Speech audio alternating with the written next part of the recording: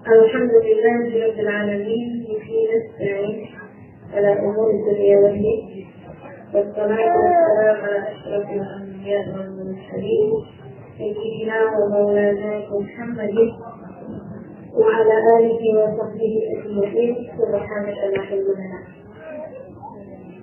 إلا ما علمتنا إنك أنت العليم الحكيم واشرح لي صدري ويسر لي أمري واحلل عقدة من لساني يفقهوا قولي. Alhamdulillah, teman-teman saudara-saudari sekalian yang dimuliakan jamaah Majelis Taklim Korban, terutama dengan panitia-panitianya, kita doakan semoga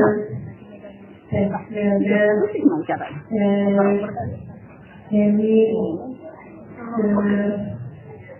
Pemani Ibu dan Korban, kemudian Nadia, Cindy, Ibu Nadia.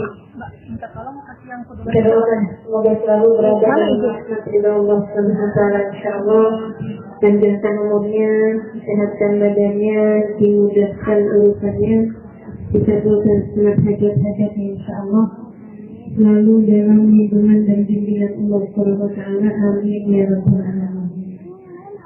Dan hari ini kita akan membahas tema kisah-kisah perempuan mulia, kisah-kisah wanita mulia. Ya, banyak banget nih yang mau diceritakan. Ini sih kajian tahunan, maksudnya kajian yang perlu waktu tahun 2 tahun mau ceritainnya. Saya ada kajian yang seperti ini juga di Universitas Islam Syarif Hidayatullah, tapi ibu-ibu nggak bisa hadir karena yang bisa hadir khusus mahasiswa. Kelihatan ini ibu udah mahasiswa lagi.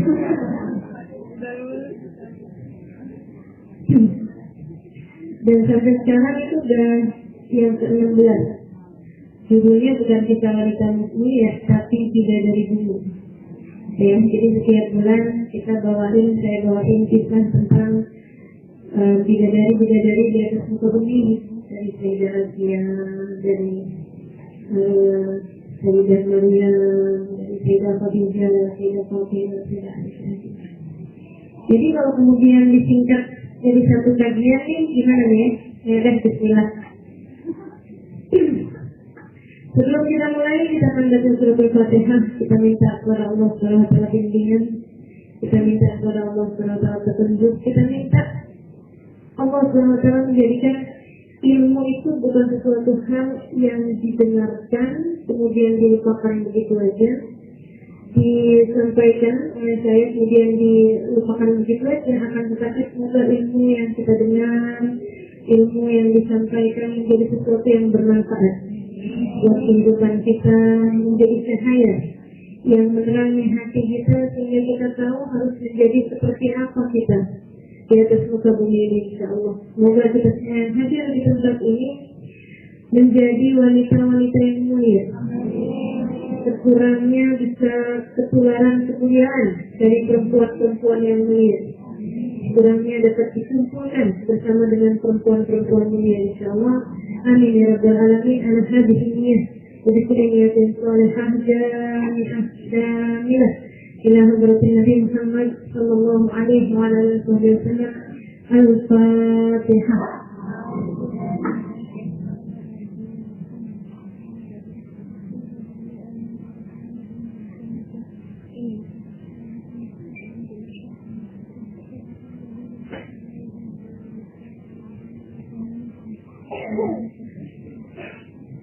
Baik, teman-teman video saya dimuliakan.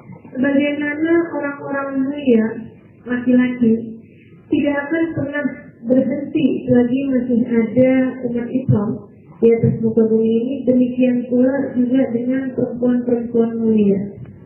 Mereka ada dari sejak zamannya Nabi Adam alaihissalam sampai ke zaman sekarang ini. Selalu akan ada perempuan-perempuan mulia, perempuan-perempuan hebat, perempuan-perempuan yang layak untuk kita menjadikan mereka sebagai panutan. Perempuan yang seharusnya kita menjadi seperti mereka di kehidupan kita di dunia ini, teman-teman.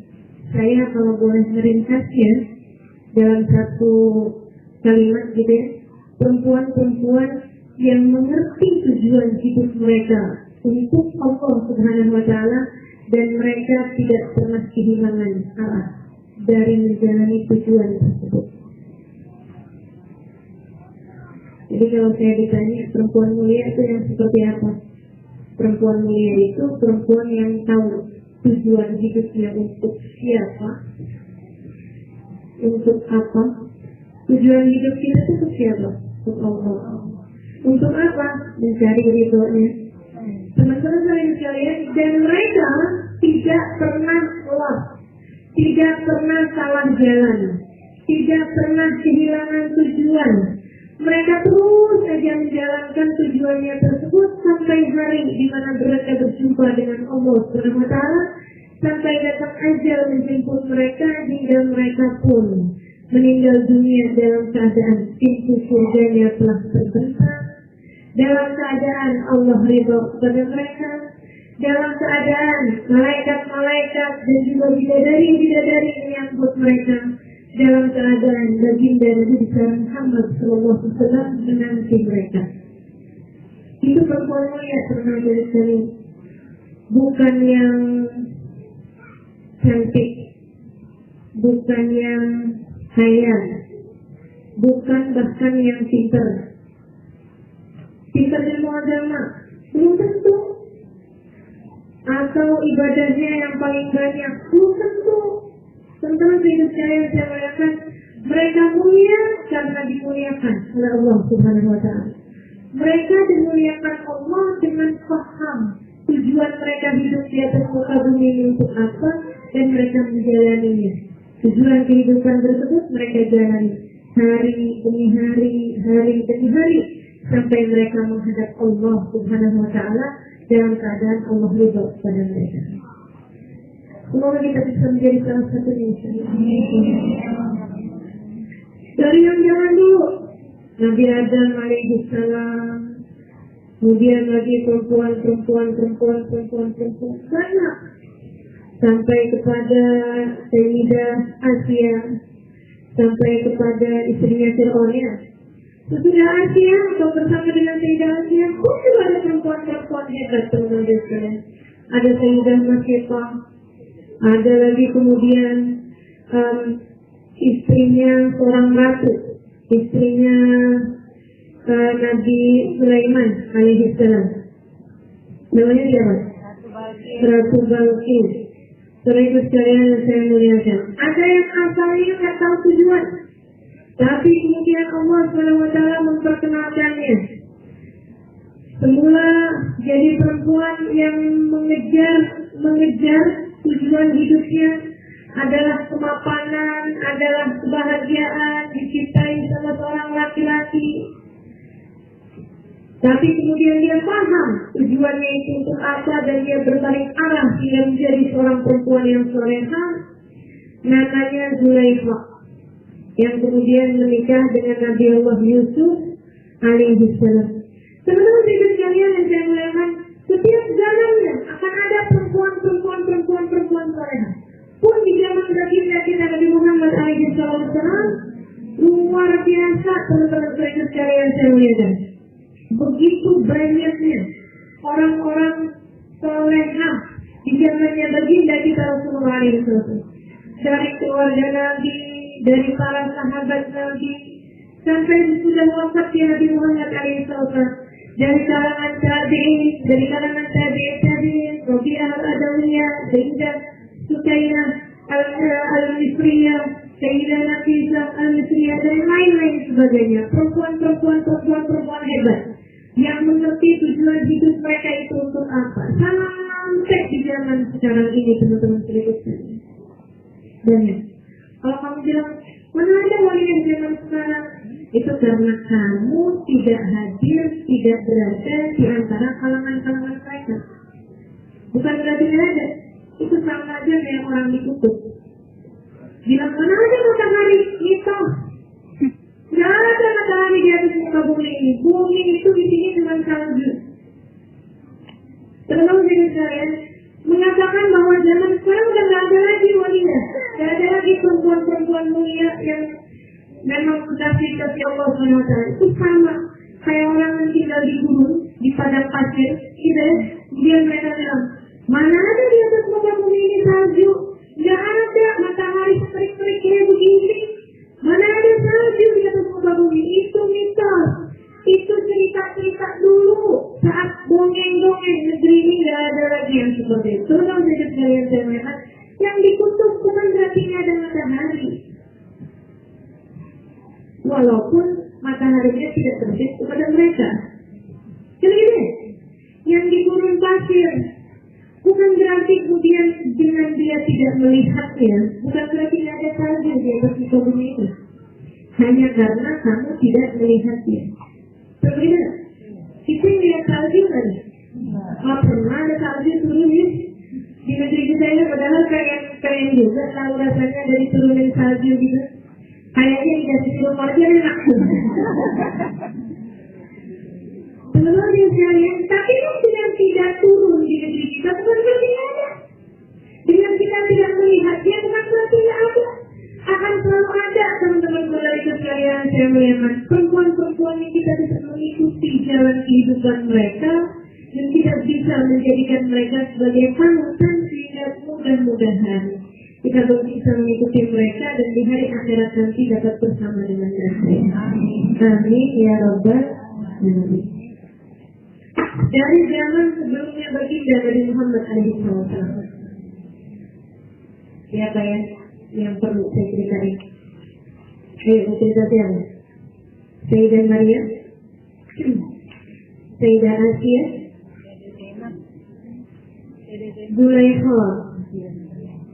Ya. Siapa tuh? Sayyidah Zainab. Hah? Sayyidah Zainab. Sayyidah Zainab. Sayyidah Zainab zamannya Nabi dong. Siapa? Yang di zaman sebelum Nabi Muhammad SAW. Asia. Teman-teman kita sekalian yang saya muliakan, Asia itu istrinya Fir'aun. Saya selalu menjadikan Asia sebagai gambaran untuk seorang perempuan solehah itu tidak terpengaruh dengan seorang laki-laki tidak soleh bersama dengannya. Jika suamimu bukan orang soleh, jangan terpengaruh. Suamimu tidak solehnya, tidak sampai Fir'aun amat kan?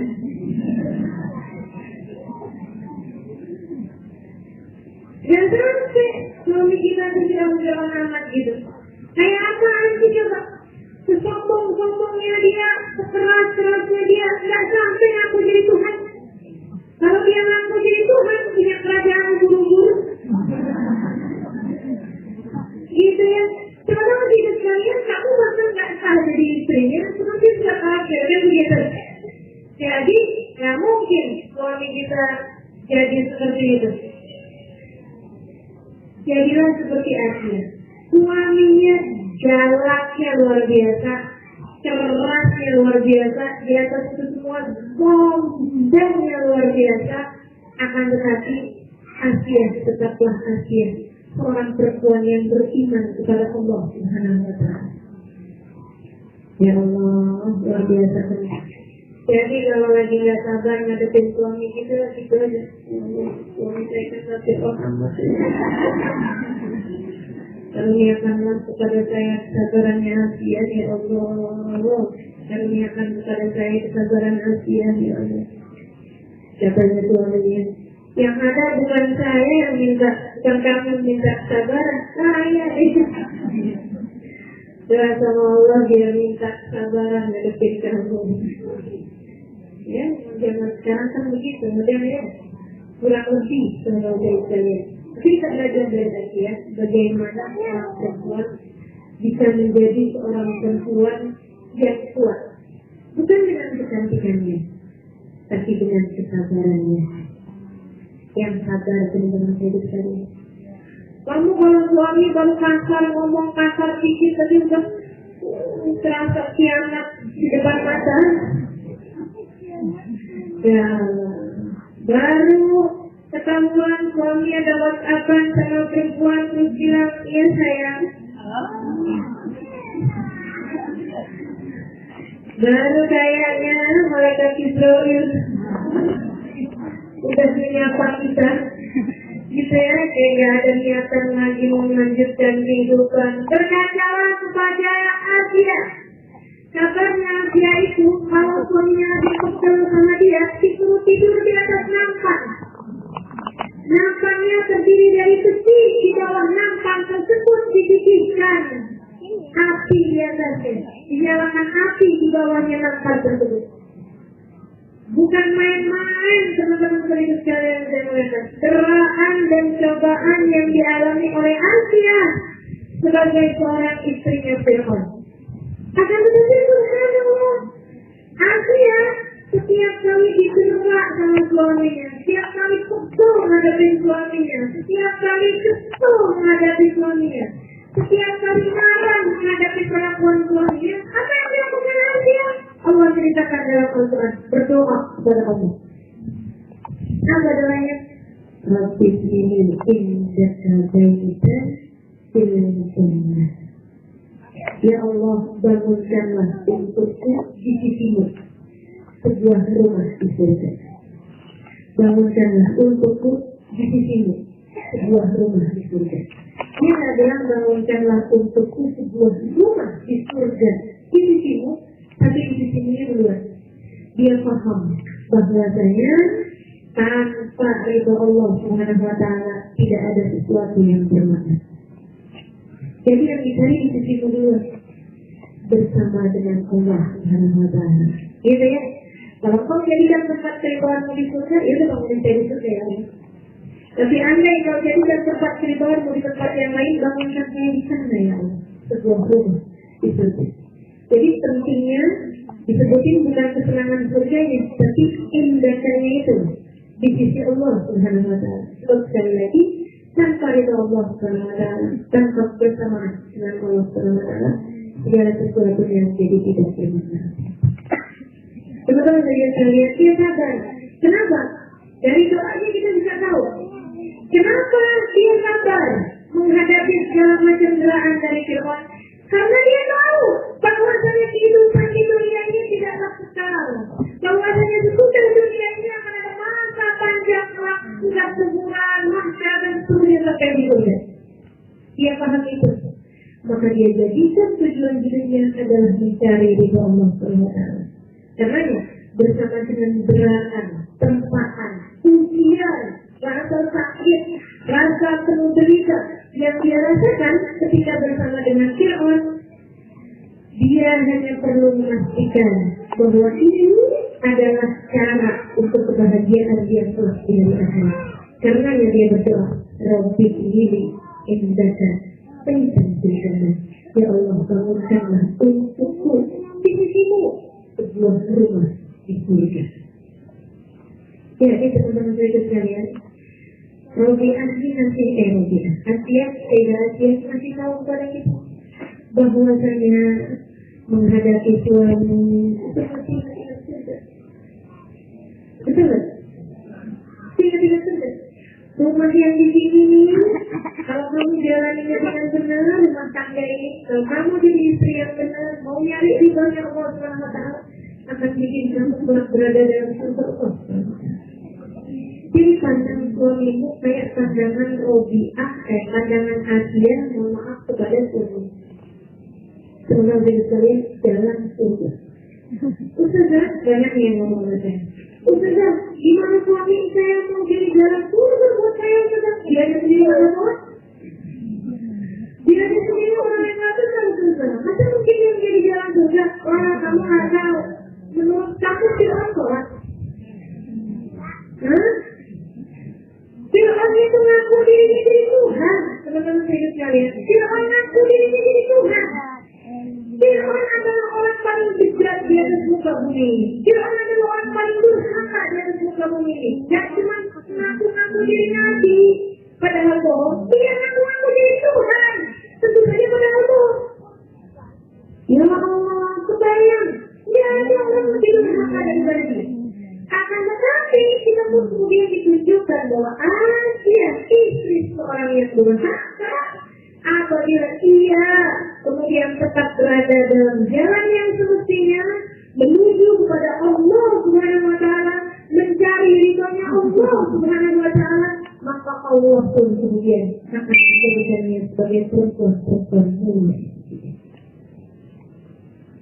Jadi Fir'aun di jalan surga buat Asia teman-teman dari sekalian. Fir'aun di jalan surga buat Asia. Begitu sekalian saya melihat suami kita masih Fir'aun amat sekali lagi. Maka siapapun suamimu, jadikan dia jadi jalan surga, meskipun belum tentu dia masuk surga. Kayak Fir'aun ini kira-kira masuk mana? Masuk neraka, tapi Fir'aun jadi jalan surga buat Asia. Paham ya? Dengan caramu perlakukan suamimu, itu yang akan membawamu. Walaupun suamimu seorang wali sekalipun, suamimu seorang nabi sekalipun, suamimu orang paling soleh yang ada di atas muka bumi ini, kalau kamu yang tidak soleh, tidak ada artinya apa-apa, teman-teman.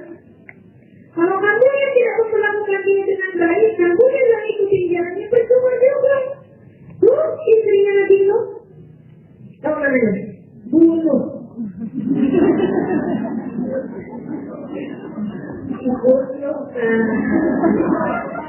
Saya ini bukan Ibu Ahmad. Karena kalau saya namanya Ahmad, itu istrinya Nabi Nuh, berarti Bu. Sama istrinya Nabi Nuh namanya? Ini tuh teman-teman sekalian punya suami Nabi, dua-duanya tuh punya suami Nabi. Akan tetapi mereka durhaka kepada Allah, durhaka kepada suaminya, tidak mengikuti jalannya Allah, tidak mengikuti jalan suaminya. Setelah Allah SWT pilihkan sebagai seorang Nabi, bermanfaat tidak sama sekali, tidak ada manfaatnya apa-apa. Keduanya kemudian na'udzubillah menjadi di antara mereka yang dibinasakan Allah Subhanahu wa Ta'ala bersama dengan kaumnya. Tapi Asia, suaminya orang paling bejat di atas muka bumi ini, suaminya orang paling durhaka di atas muka bumi ini. Akan tetapi karena dia tetap menjadi hamba Allah Subhanahu wa Ta'ala yang setia, dan dia memperlakukan suaminya dengan sebagaimana mestinya sebagai seorang suami. Jadi kalau suaminya minta dia untuk yang mudah-mudahan pakai baju yang ini, tapi dia bilang kamu harus sujud kepadaku, dia mau. Nanti kalau disuruh sujud juga, dia mau. Jangan gitu dong, Mas. Segera disiksa selamat dan teman-teman mereka sekalian, tapi dia sadar. Dalam setiap kesakitannya, Rabbis ini indeks kebaikan silsilah. Maka ikutilah Asia dari sisi ketaatannya kepada suaminya, dari sisi dia menjadikan suaminya sebagai jalan surga. Tidak ada taat dalam kemaksiatan kepada Allah SWT. Tapi selain daripada itu, kita hormati suami kita. Sekali lagi, pandang dia sebagai jalan kita menuju surga. Apakah Nabi dan baginda kita Nabi Muhammad SAW mengatakan, kamu boleh pilih keinginan mahfud dan nakuti wa naruhi. Kata Nabi Muhammad, perhatikanlah betul apa yang kamu lakukan terhadap suamimu. Sebenarnya suamimu adalah jalan surga atau jalan neraka terbuka. Itu teman-teman mereka sekalian yang mana. Jadi jadilah istri yang soleh dan jangan pernah menyerah. Ustazah kalau suaminya begini. Kalau memang sudah dalam keadaan yang tidak memungkinkan untuk menjadi seorang istri keluar saja. Minta dari Allah SWT. Tetaplah taat kepada Allah, insya Allah akan karuniakan pada jalan keluar. Allah akan karuniakan pada jalan keluar. Jalan keluarnya macam-macam teman-teman sekalian. Jalan keluarnya macam-macam. Ada ibu seorang perempuan. Dia tuh ya Allah, suaminya kemas banget. Tidak ada senyum-senyumnya, tidak ada ketawa-ketawanya. Pokoknya kasar banget sama dia. Tapi dia sabar ngadepin suaminya. Sambil minta sama Allah, ya Allah, lunakkan hati suamiku. Ya Allah, lunakkan hati suamiku. Ya subhanallah. Suaminya kemudian pikun. Kena sakit apa tuh namanya? Alzheimer. Jadinya tuh ketawa loh suaminya.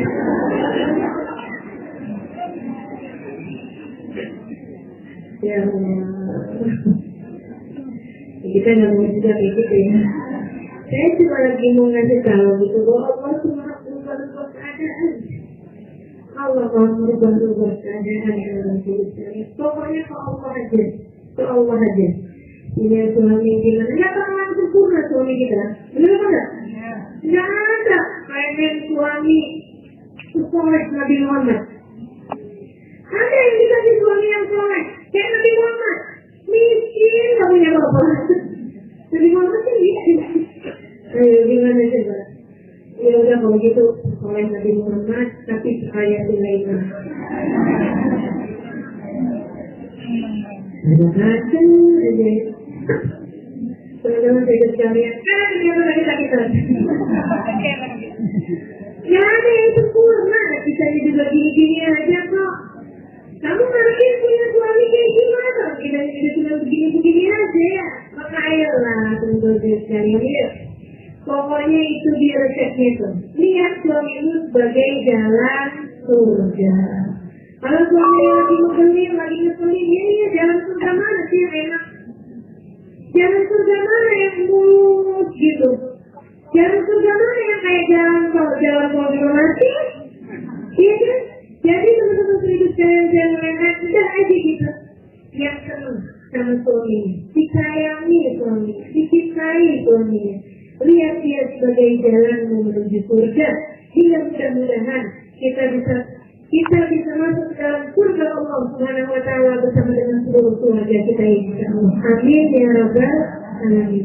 Terus saya juga belajar ya dari Asia. Ini keluarga saya. Dulu kan Fir'aun itu memutuskan untuk bunuhin semua anak yang lahir pada bulan tersebut. Sampai dia marah lagi yang lahir pada tahun tersebut. Semua anak laki-laki. Gara-garanya, entah kenapa ya, Fir'aun ini diri-dirinya juga tahu bahwa dirinya bukan Tuhan kayaknya. Walaupun dia orang bersembah dia. Tapi dia tahu juga bahwa dia bukan Tuhan. Kenapa? Dia masa Tuhan dibikin galau sama mimpi. Tuhan kan seharusnya kalau dia ngatur mimpi ya kan? Ini Tuhan buat galau mimpi. Dia mimpi ada seorang anak yang lahir hari itu, gitu ya, yang akan nanti merebut kekuasaannya dari Bani Israel, yang akan membuat orang-orang Bani Israel berpaling dari dia meninggalkan dia. Gitu, tidak ini. Walaupun dia galau setengah mati, dia pun memutuskan. Serem dia, orang jahat kalau galau serem. Dia memutuskan semua anak yang lahir, bukan hanya hari itu, tapi minggu itu, bahkan bulan itu, semua anak laki-laki dibunuh. Habis itu dia karena masih belum kuat juga, takutnya mungkin ada yang kelewat atau apa, siapapun yang lahir tahun itu, pokoknya belum tahu, nanti belum bisa jalan, bunuh semuanya. Ya Allah, teman-teman itu sekalian, senegeri nggak ada orang laki-lakinya. Jadi itu anak-anak ya, itu semuanya perempuan yang zaman itu nggak punya teman sebaya laki-laki. Semua teman sebaya laki-lakinya dibunuh nih sama Fir'aun. Ibunya Nabi Musa alaihissalam namanya Yusuf, ini perempuan solehah lain, teman-teman saya. Perempuan solehah lain, perempuan mulia lain yang juga masya Allah solehahnya dan mulianya pada zaman tersebut. Dia kemudian ketika mendengar kabar-kabar bahwa anak-anak di kampung sebelah dibunuh-bunuh, dia berkata, sebagai seorang ibu, dia bingung, ya ampun, Musa, gimana nih ceritanya nih? Ya nanti kalau dia dibunuh gimana nih? Dan teman-teman sekalian, belum bilang dalamnya, dia sudah mendengar suara degap kudanya, pasukannya Fir'aun untuk kemudian membunuh-bunuhi anak-anak yang lahir di sekitar rumah dia. Dia dengar ada suara anak laki-laki menangis, kemudian gak lama lagi tangisannya hilang dan dia mendengar suara tebasan pedang di leher anak tersebut. Ya Allah, dia panik setengah mati. Namun begitu sekalian, paniknya orang beriman beda sama paniknya orang beriman.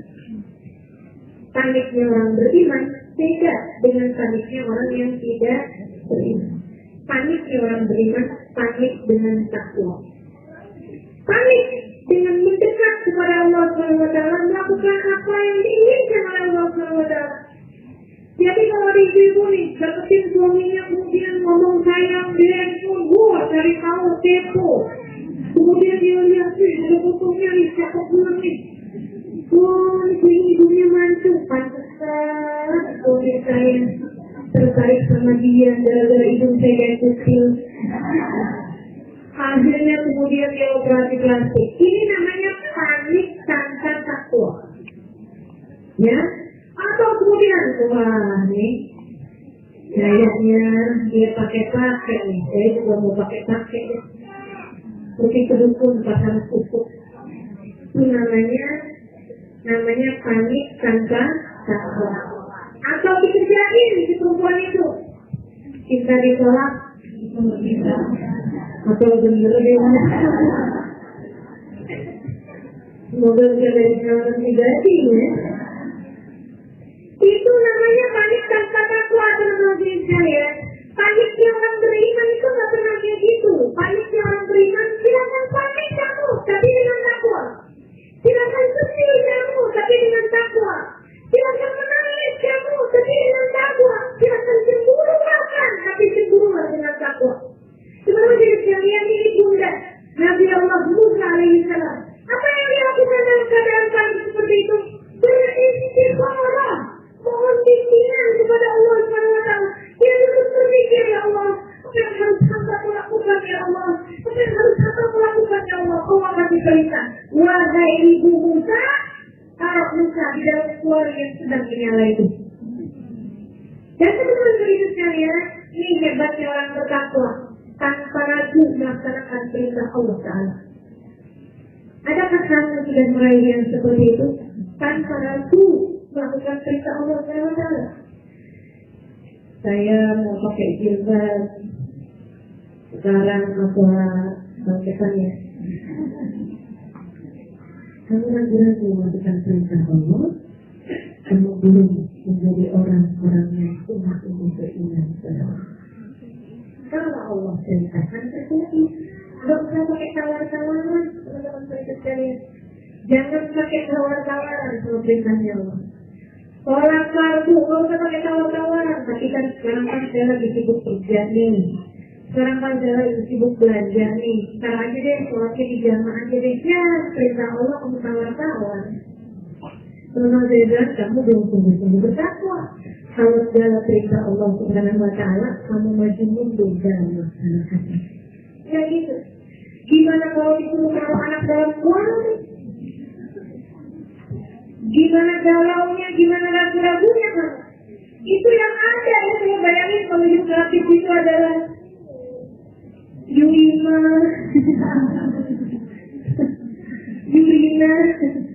gitu ya. Teman-teman sekalian, sekalian, juga begitu diperintahkan sama Allah SWT, kalau anakku dalam kuali yang tengah menyala, teman-teman sekalian, di bawahnya itu ada apinya gitu. Tolongkan anakmu dalam situ. Itu bisa punya proses. Saya bayangin kalau zaman sekarang dia gober bener. Yang ada di anak saya nama Didi Gorok, tapi mati di obor. Mati jadi kuat marah tidak ada. Ya ampun, tanpa ragu-ragu. Dia pun masukkan anaknya ke dalam kuali. Di setiap kuali tersebut berbarengan dengan pasukan Fir'aun yang kemudian masuk ke dalam rumah ini. Hartanya di sini ada bayi. Itu anak di sini juga dalam kuali. Ya, orang mencari anak dalam kuali yang lagi nyala. Mereka bongkar lemari, mereka bongkar bawah tanah, barangkali ada, mereka lihat-lihat di atas, nggak ada juga. Mereka lihatin di bawah tempat tidur, dicari di mana-mana mereka, di lumbung tempat orang simpan padi, semuanya nggak ada juga teman-teman mereka sekalian. Dengan siapa yang datang di sini? Mana anaknya? Tidak ada kok, tidak ada. Cari lagi sama mereka, tidak ketemu juga. Sampai mereka pun tutup kaca kedua. Nanti keluar, masih diitik. Wah, sudah jauh nih. Dia pun kemudian buka Di dekatnya anaknya masih hidup, sehat, dan bukan lagi ketawa-ketawa. Iya, dikirain main. Hilang, senang, ya Allah, padahal umurnya masih bayi itu. Sama bangsa sekalian. Ibunya soleh, punya anak muda yang sangat soleh banget. Anakmu akan jadi seperti apa yang kurang ngerti sama dirimu itu.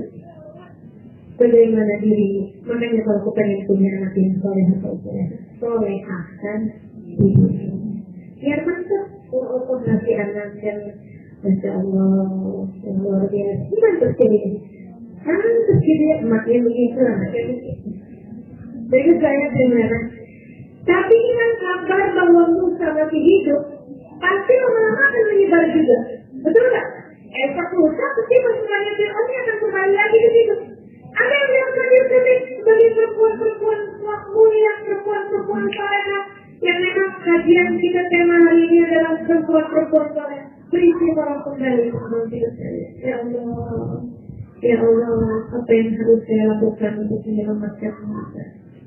Makanya saya berulang-ulang sampaikan pada teman-teman semuanya yang hadir di tempat ini ataupun di tempat-tempat yang lain, jemaah majelis. Saya selalu sampaikan kepada teman-teman semua, jangan pernah jauh-jauh dari istighfarah. Apa-apaan sih istighfarah? Saya suka bingung gitu. Ustazah, saya mau curhat. Suami saya begini. Ustazah, saya boleh nggak cerai? Saya tahu nih curhat maksudnya apa? Maksudnya kalau saya bilang iya nggak apa-apa mau cerai aja, nggak ada benar tuh. Misal gitu ya. Dia enak ngomong hakinya. Saya minta cerai. Kata Ustazah Halimah gitu. Jadi ini caranya ibu-ibu nih. Saya mudah-mudahan ini ya, apa sih namanya, ya saya perhatikan itu waktu kawin lagi dapat persetujuan saya.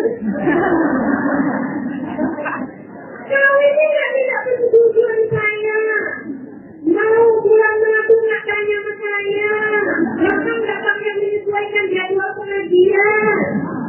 Nggak ngerti gitu. Dia nggak mau bercerai gitu, nama saya mau diambil dia. Maksudnya apa coba? Makanya teman-teman saya lihat, biar kamu tuh dalam hidupmu terarah, ngerjain apa-apa jangan karena hawa nafsu. Caranya jangan pernah jauh-jauh dari istighfarah. Beristighfarah. Kalau ada satu hal yang sangat penting, satu kasus, istighfarahnya di waktu malam untuk kamu mendapatkan jawaban.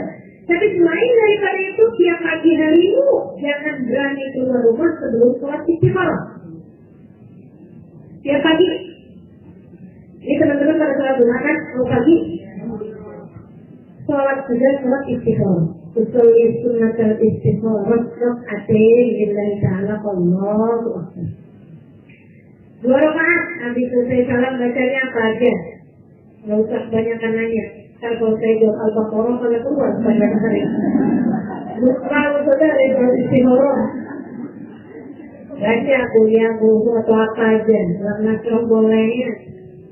Itu adalah ya Allah, kau hadiahkan hari ini kembali untuk aku jalan. Kau beri kembali hari ini untuk hambamu jalan. Ya Allah, nggak ngerti gimana cara jalan ini tanpa petunjukmu. Tolong bimbing hambamu ini ya Allah. Mudahkan urusan pada hari ini ya Allah. Bimbing mata biar bisa melihat yang benar. Bimbing telinga biar bisa mendengar dengan benar. Bimbing lisan agar selalu dapat berkata yang benar. Perlu nggak? Banyak teman-teman saya. Bimbing kaki agar selalu dapat melangkah di jalan yang benar.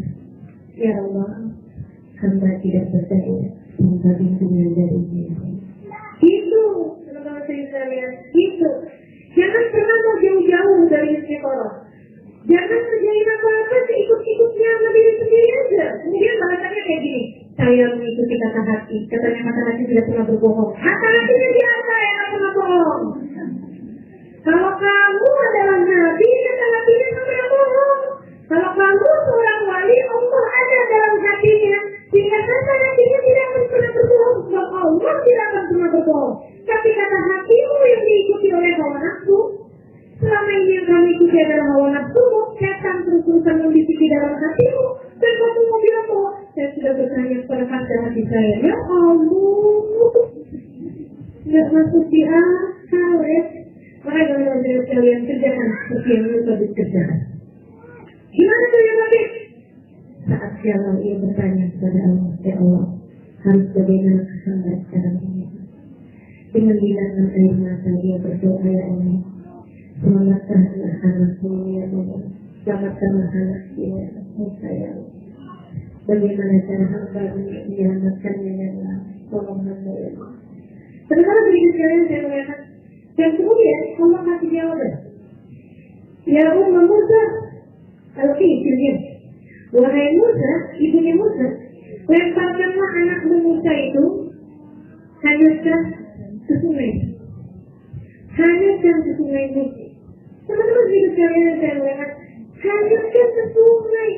Coba tuh, untung aja Yusufin orang dengan keimanan sempurna. Kalau kagak, diikutin di belakangnya. Sektaku. Ya Allah, ya Allah. Dia, ya Allah, serahkan dia saja. Apa nih? Mobil. Tahu saya. Dan saya tenang sekarang karena kalian satu mobil. B7 KMT. B7 KMT.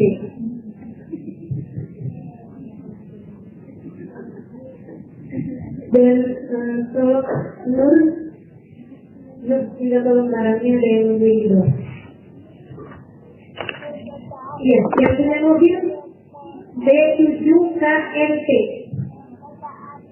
Ada? Udah. Kirain mobil ini jadi yang punya. Baik, teman-teman kalian jangan langsung mengajar. Kalau sudah dapat jawaban dari Allah Subhanahu Wa Taala, kita tuh kalau istiqomah dapat jawaban dari Allah, jangan suka tawar-tawar. Dia ada nih perempuan nih, udah gila mana? Dia sudah sewa itu juga sama dia, atau enggak, masa dia mama ini. Udah mau nikah, tapi katanya misalnya istiqomah dulu, aku ini jelek. Dia bilang mikirnya salah istiqomah. Saya mau ulangin juga istiqomahnya. Ya Allah, kalau udah dapat jawabannya dari Allah seperti ini. Karena teman-teman sekalian, asa antakrahu syai'an wa huwa khairun lakum. Asa antuhibbu syai'an wa huwa khairun lakum. Betapa seringnya kata Allah, kalian menyukai sesuatu padahal itu buruk bagi kalian. Betapa seringnya sebaliknya, kamu membenci sesuatu ternyata sesuatu tersebut baik bagi kalian. Kita nggak tahu mana bagus, mana nggak bagus, kita nggak tahu sebetulnya sekalian. Tapi Allah tahu, makanya hanya Allah yang tahu. Dan yang Allah kan benar-benar. Kalau Allah udah kasih tahu ini bagus, ya udah bismillah. Kalau Allah bilang ini nggak bagus, ya udah. Jangan saja ini ibadah. Maka sama seperti Yusuf begitu dapat perintah, buang anakmu ke sungai. Sungai. Ya. Gimana caranya selamat? Di rumah dengan selamat, apalagi di sungai. Itu siapa aja yang mungkin dilihat anak bayi dibuka laki-laki, itu boleh. Jadi itu kalian jangan sampai sama ibunya, namanya juga ibu. Dia minta sama anak perempuannya, nah, coba cari tahu lah, kemana kira-kira minta itu. Dibawa sama halus kira-kiranya kemana. Jadi itu, Allah ini mau tentuin. Kamu buang, kamu taruh, udah hanyutkan di sungai belakang rumah itu. Maksudnya arah belakang rumah. Sana? Sebenarnya hidup kalian saya melihat, kita ini mulai, wah kalau ini arah belakang. Artinya, belakang aja. Gak ada. Ya udah aja. Hanyutkan. Ikutin anaknya. Ambil anak perempuan. Ikutin. Ternyata beneran. Teman-teman sekalian masuk ke istana. Kalau masuk ke istana, ketemu sama prajurit, ketemu sama penjaga, dilihat ada apa nih? Begitu dibuka, anak laki-laki. laki-laki, kalau anak perempuan kan dia hidup. Allah teman-teman sekalian, tidak dibikin jalan keluarnya, mohon maaf, Allah udah tidur kelaminnya. Ya gitu ya. Nah kalau tiba-tiba nggak diganti sama Allah kelaminnya, tapi orang yang melihatnya kelihatannya kayak perempuan, misalnya gitu kan ya. Lebih gampang gitu dalam pandangan kita jalan keluarnya, betul ya? Tapi nggak bisa. Jalan keluar yang kita pikir nih selalu kayaknya simpel, tapi nggak bagus sebenarnya. Ya indah, ceritanya Allah Subhanahu Wa Taala itu selalu indah. Maka biarkanlah hidupmu mengalir dengan cara Allah.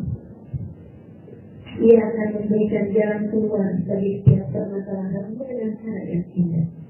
Teman-teman sekalian saya mengatakan, akhirnya dia masuk di utara. Asia, balik lagi sama Asia. Asia lagi mati. Mandinya kan orang-orang di sungai, jangan kirain semuanya dari sini kan. Atau kayak sungai kali hitam. Kayak apa namanya? Ya kan, kali hitamnya. Nah itu enggak semuanya jernih dan nanti. Ada ini ya, ada kayak penutup-penutup ya, kamar-kamar mandi yang sangat mewah tentu saja. Istrinya Tuhan ya. Sebenarnya kan orang kiranya begitu. Ya, dengan Asia lagi mandi tinggi. Ada yang lihat di sungai itu. Ya, dia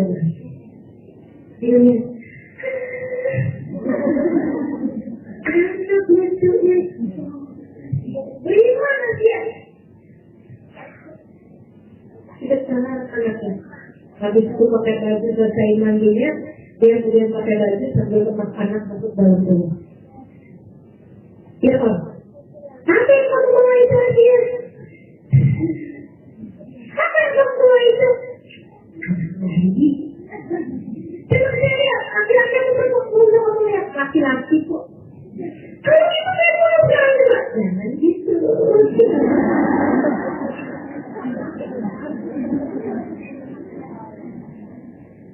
Aku saya tahu saya bukuin semua anak-anak. Tapi jangan gitu, ini anak saya. Katanya Asia. Jangan bisa gitu, sekarang juga mau saya bunuh. Ya Om, ini Mas Om.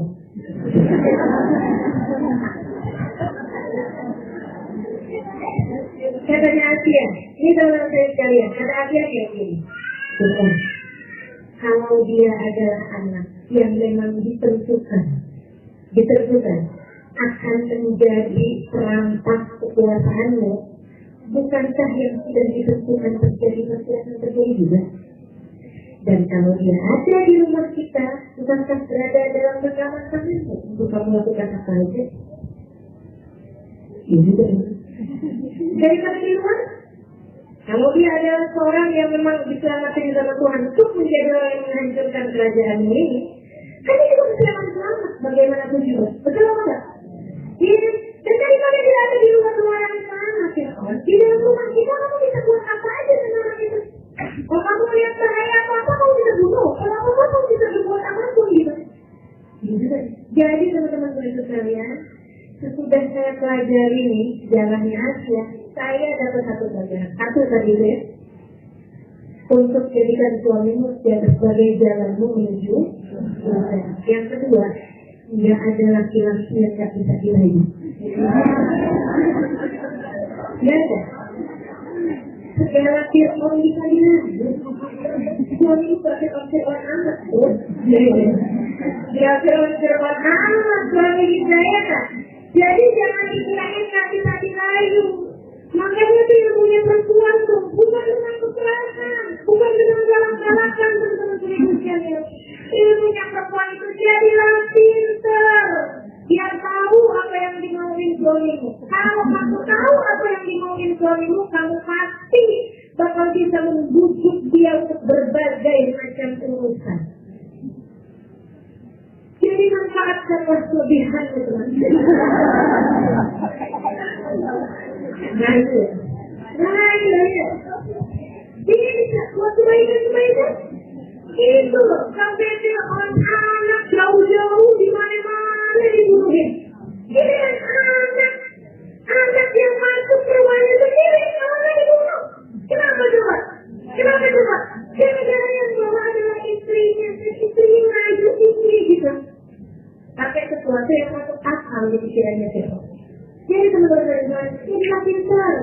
Jangan dikit-dikit minta ini sama suaminya, suaminya pasti nangis di pojokan. Aduh. Ya itu caranya teman-teman sekalian. Ya itu caranya. Jadilah perempuan pandai. Jadilah perempuan yang dapat berpengaruh dalam kebaikan-kebaikan suami. Itu karena bukan hanya bukankah akan ada seorang perempuan hebat di balik laki-laki yang hebat? Kan gitu ya. Nah kalau kemudian laki-laki mengajarkan, dia kontak dengan kamu ada di belakangnya. Gitu loh sekalian. Hebat maksudnya di sini bukan secara duniawi, tapi jadikan suamimu itu sebagai orang yang punya takwa sama Allah. Jangan dikira kamu gak berpengaruh untuk merubah dia.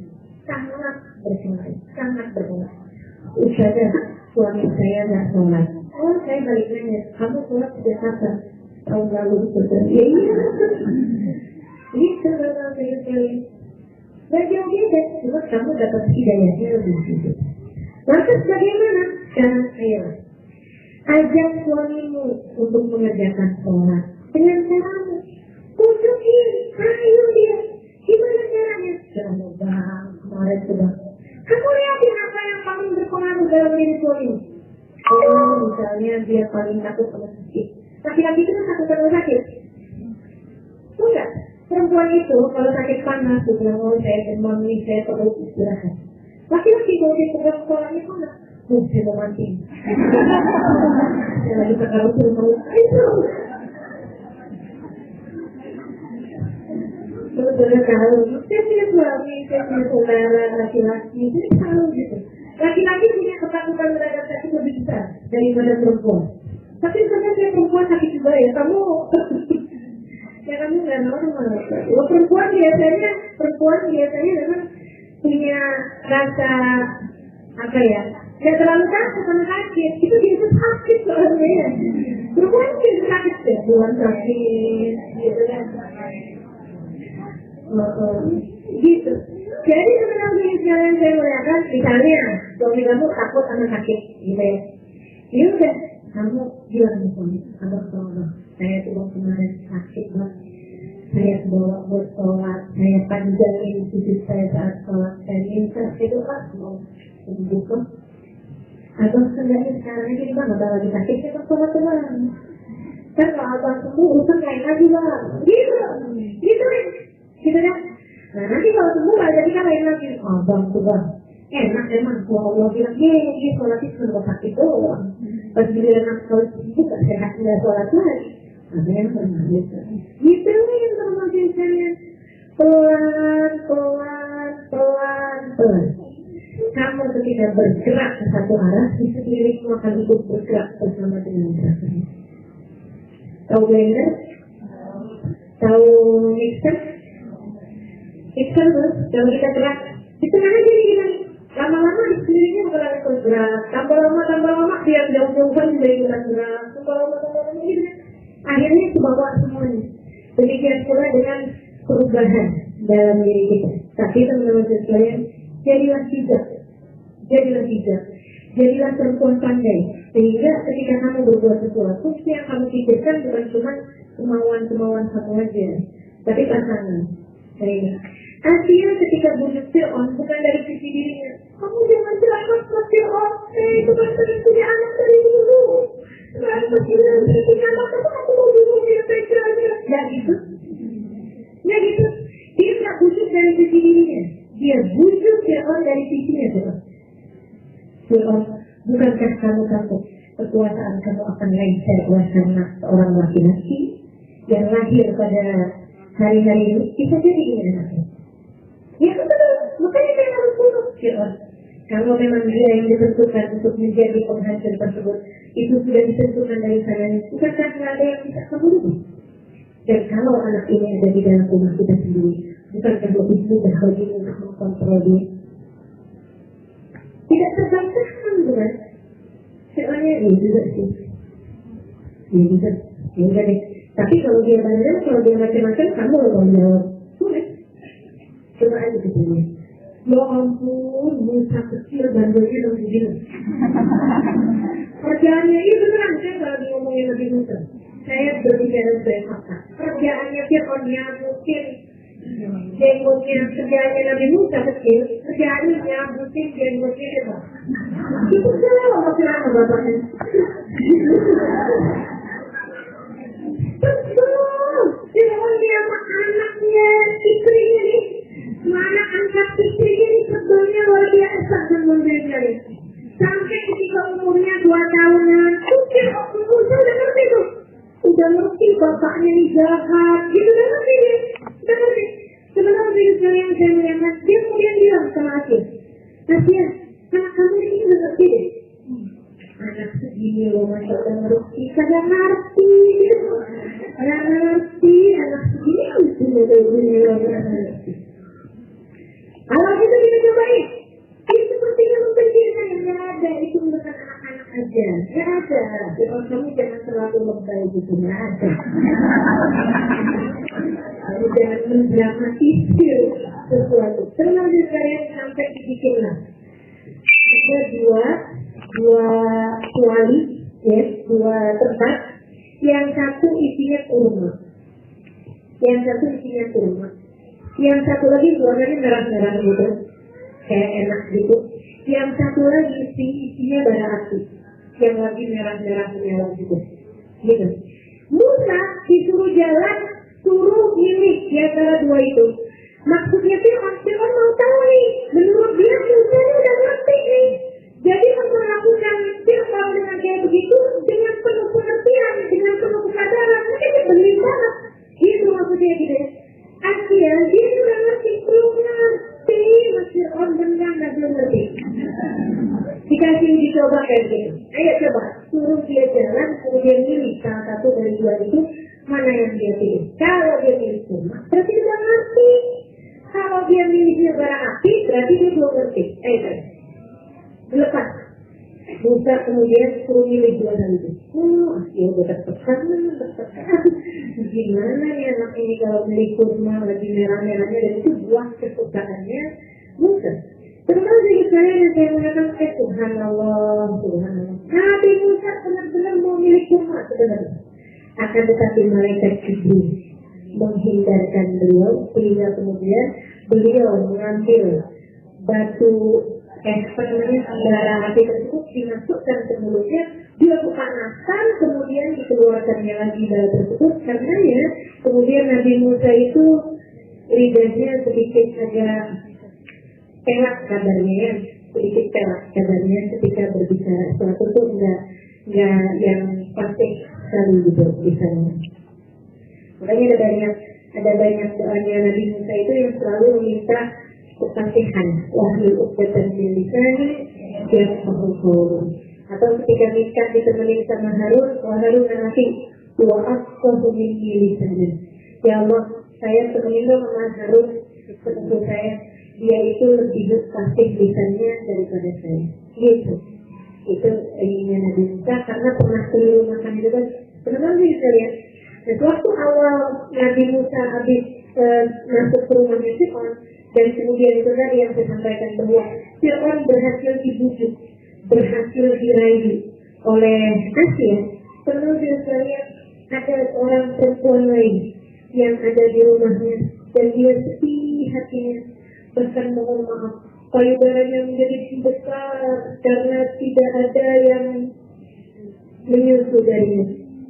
Sedih hatinya Yusuf atas perpisahannya dengan anaknya tersebut. Sedih luar biasa. Dan seperti yang saya mengatakan, dia nggak mikir bagaimana caranya. Dia hanya meminta kepada Allah Subhanahu Wa Taala, ya Allah, kembalikanlah anakku. Setidaknya sampai dia menyelesaikan satu tujuannya. Gak kebayang gimana caranya teman-teman di sini. Mau dibalikin tuh gimana caranya tuh? Tapi kan seperti yang saya tadi sampaikan, kamu tuh kalau apa-apa doa aja, nggak usah pusing-pusing mikirin cara. Cara jalan keluar yang kamu pikirkan itu bisa jadi kelihatannya hanya kegiatan, tapi nggak indah. Biarkan Allah Subhanahu Wa Taala menyelesaikan segala sesuatunya dengan cara Allah Subhanahu Wa Taala sang maha indah. Inna Allah jamil, yuhibbul jamal.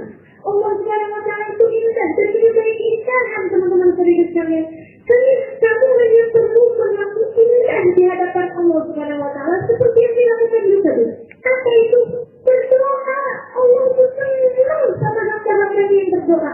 Dan itu dalam pandangan Allah, ini jadi seorang perempuan atau hamba Allah SWT kelihatan indah di hadapan Allah. Doa. Yang tadi seperti itu, dia berdoa, ya Allah, kembalikanlah aku pada aku ya Allah. Mampu hati ini terpisah darinya ya Allah.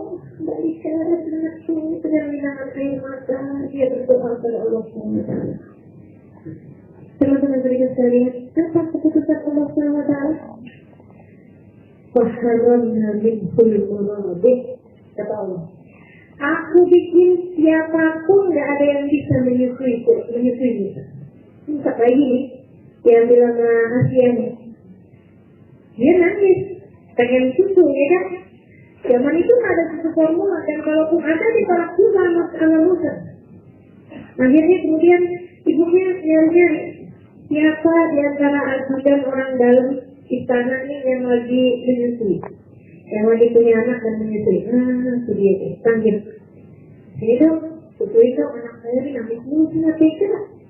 Akhirnya disusui, dilepas.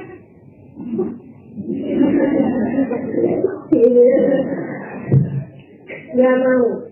Kok gini ya, ada seorang anak bayi yang menolak saya. Seperti enak rasanya. Dia lepas gak mau. Akhirnya kemudian katanya Asia, wah dia memilih rupanya. Coba kita kumpulkan siapa di antara abdi dalam kita yang sedang menyusui. Kumpulkan mereka semua. Kumpulin semuanya. Kumpulin satu. Siapa itu? Pokoknya saya harus begitu. Yang ini gak mau, gak enak. Terus kayak begitu. Sampai bingung akhirnya. Coba tanya-tanya ini di sekitar istana kita, mungkin menteri ini itu siapa aja gitu, yang punya istri yang sedang menyusui, harus semuanya berkumpul di tempatnya. Mau cewek banyak banget. Tapi saya lihat untung betul ya. Jadi kan ada aja tuh yang lagi menyusui gitu. Enggak istrinya karena udah tua punya cucu, punya anak gitu kan, anaknya yang lagi menyusui. Wah pokoknya banyak di sana. Setiap kali semuanya ditempel.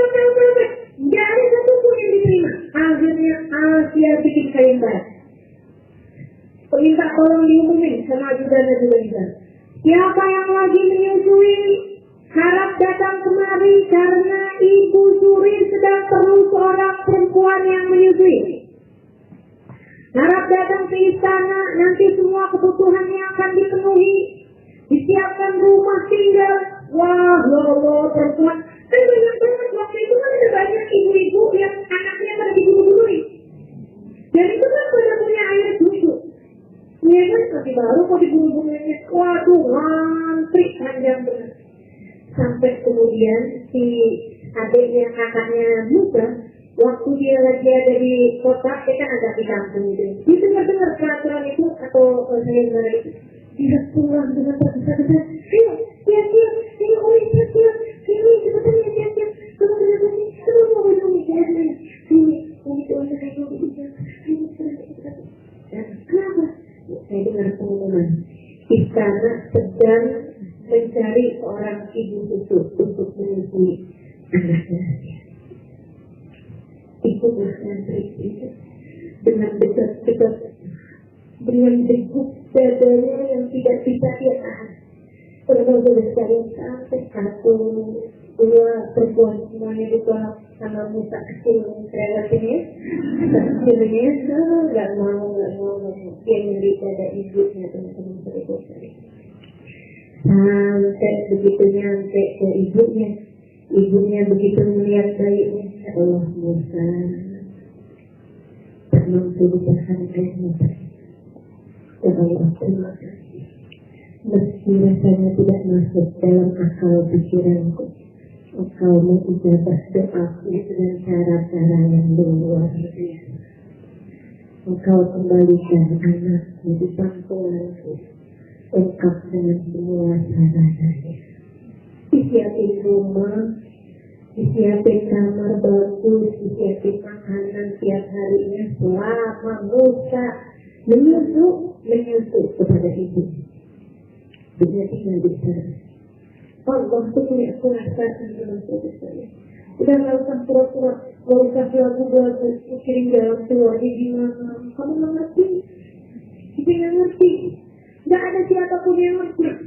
Biarkan Allah SWT memilihkan jalan keluar bagi dalam hidupnya. Kamu hanya perlu satu aja, tetap jalin hubunganmu dengan Allah. Jadilah hamba Allah Subhanahu wa Ta'ala. Solehah, bertakwalah kepada Allah Subhanahu wa Ta'ala. Takwa sama Allah, jalanin perintah Allah, hindari larangannya, jadilah benar di hadapan Allah. Itu aja. Tapi selagi kamu mau nyari jalan-jalan lain, teman-teman sekalian, coba kebayang kayak apa jalan Yusuf untuk bisa dia bersatu lagi dengan Musa. Kalau mau cari jalannya dia sendiri, mau ngintip-ngintip di situ, pura-pura melamar kerja di situ, bisa apa teman-teman sekalian? Bisa apa? Itu jalan keluar yang kita pikirin, kecil. Jalan keluar yang kita pikirin, tidak ada teman-teman sekalian. Sampai saya tuh duduk gitu ya. Misalnya pernah nanya di kantor saya, kamu nggak pernah minta sama saya? Saya nggak pernah minta sama dia. Kenapa? Tapi saya kelamaan. Minta sama manusia itu kelamaan. Dia juga sama-sama harus mencari. Dia juga hamba. Dia juga manusia. Sama-sama. Tapi kalau minta sama Allah, cepat dia punya alam semesta Allah kok. Bukan hanya cepat, tapi dia tahu akan mengabulkannya pada waktu yang paling benar, pada waktu yang paling tepat. Cuma kadang kita minta apa-apa kan buru-buru. Ya Allah, panggilin saya, panggilin saya. Padahal aku masih 13 tahun. Aku tidak bagus, gitu ya. Tapi kan itu ya Allah nggak kayak begitu. Allah masih di waktu yang paling tepat. Itu loh teman-teman sekalian. Jangan kemudian, saya kok nggak boleh ya. Saya harus pacaran. Saya harus berdandan. Saya harus deket-deket sama orang laki-laki yang makan. Nggak peduli walaupun dia suami orang. Ya gitu teman-teman jadi sekalian. Jangan seperti itu. Kamu jadi perempuan zina. Kalau kamu tidak mengikuti jalan Allah, ikuti jalan Allah. Ikuti jalan Allah. Jadilah hamba yang soleh. Dan saya ketika baca ayatnya yang bicara tentang hadisnya Allah. Apa kata Allah SWT?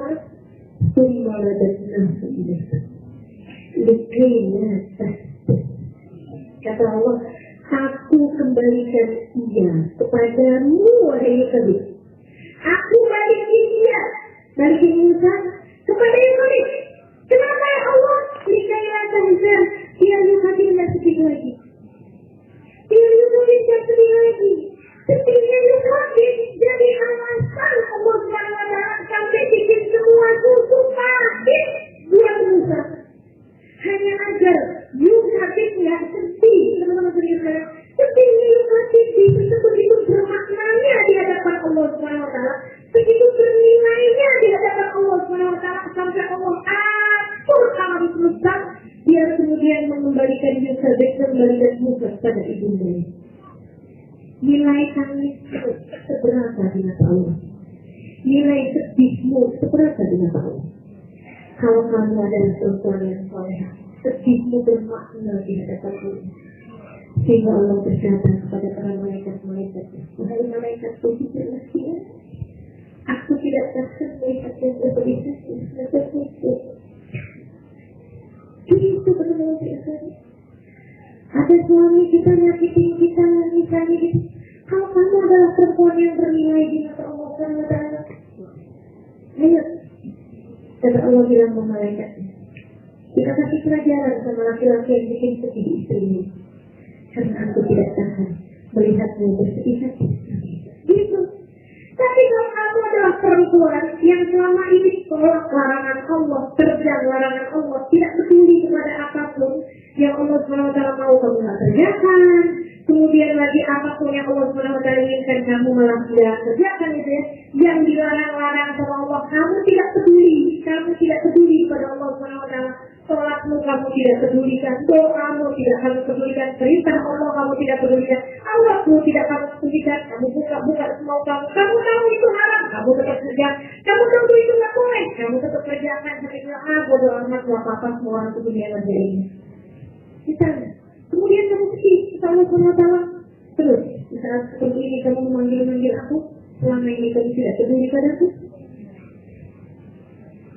Al-an, wafat akhir dan yang kata Allah Subhanahu wa Ta'ala, ketika nama Allah disebut oleh Fir'aun, ketika Fir'aun sedang tenggelam ke lautan merah. Teman-teman sudah sekalian saya lihat, Fir'aun ketika pada akhirnya dia tenggelam ke lautan merah, dia bilang, aman sunnati Harun Musa, aman sunnati Harun Musa. Sekarang saya beriman kepada Tuhannya Harun, Tuhannya Musa. Sekarang saya beriman kepadamu, wahai Tuhan Harun, wahai Tuhan Musa. Apa jawab Allah Subhanahu wa Ta'ala? Ini teman-teman kita takut kalau selama ini kita tidak menjadi hamba Allah Subhanahu wa Ta'ala yang soleh. Ketika kita berdoa, ketika kita meminta kepada Allah Subhanahu wa Ta'ala, ini satu bagus dari Allah dengan semua yang beriman saja. Misalnya gitu, ya Allah, sekarang aku menyembah Allah, sekarang aku menyembah Allah, berikanlah jalan yang terbaik bagi kita Allah. Kemudian jawaban Allah seperti yang diucapkannya kepada Fir'aun, kan? Waktu akhir dan itu kan sekarang kamu mau balik, sekarang kamu baru mau balik, setelah umur hidupmu kamu penuh dengan kemaksiatan, setelah umur hidupmu kamu berdoa kepadaku, tidak akan kata Allah SWT. Maka teman-teman berikut tadi, lihat air mata menjadi bermakna di hadapan Allah.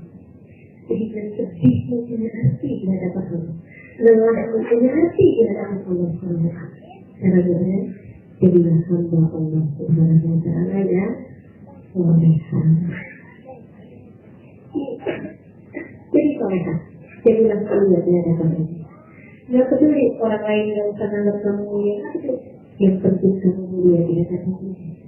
Siapa di antara kita yang bangun seperti malam yang terakhir, membentangkan wajahnya dan kita tahu Allah, hamba menutup pintu. Ya Allah, tidak pantas berada di pintunya, tapi pintu siapa lagi yang dapat hamba itu? Ya Allah, lihatlah kembali ini ya Allah. Lihatin saya ya Allah, lihatin saya ya Allah, lihatin saya. Tidak pantas dilihat karena kau hanya akan melihat dosa-dosaku yang bergunung-gunung itu. Namun jika bukan kau yang melihat hamba ini ya Allah, siapa lagi yang akan dapat melakukannya? Ya Allah, untungnya dengan dosa, tutup dengan kami. Minta untuk semuanya, minta semuanya, minta. Kamu kalau jadi hamba Allah Subhanahu wa Ta'ala yang taat, air matamu punya arti di hadapan Allah. Sedihmu punya arti di hadapan Allah Subhanahu wa Ta'ala. Allah sampai bisa bilang, sumber besar. Kami kembalikan Musa kepadanya. Hei, tahzan, biar dia tak sedih lagi. Tuh, biar tak sedih lagi. Sedihmu jadi punya arti. Walaupun sekali. Belajarlah dari perempuan-perempuan saya itu. Ngerti caranya hidup begitu. Jangan pernah lupa sama Allah. Jangan pernah lupa sama tujuan hidupmu untuk mencari Allah Subhanahu wa Ta'ala. Itu jangan pernah melupakan teman-teman berikut tadi. Sekarang semuanya sudah segala semua hasil. Usahanya, hadiah, Allah sudah bangunkan untukmu. Berikan sinjana sesuai dengan doa. Yuk kami, Allah sudah muliakan menjadi ibu dari Nabi Allah Subhanahu wa Ta'ala. Seorang perempuan yang bahkan kisahnya kita dapat baca di dalam Al-Quran. Masya Allah. Maka ya, mudah-mudahan kita belajar tentang perempuan-perempuan mulia ini bisa bikin kita ngerti, sehingga kita pun juga bisa menjadi perempuan mulia seperti mereka.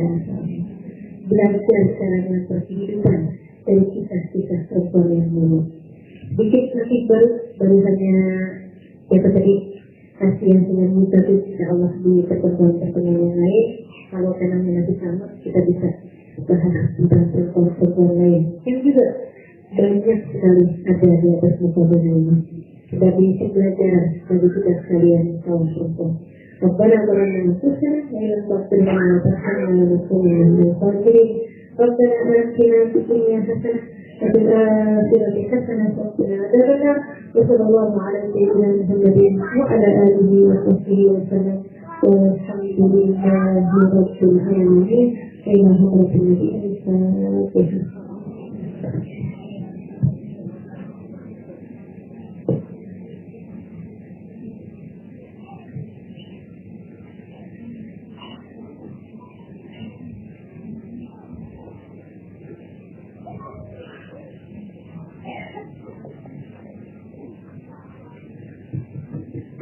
Assalamualaikum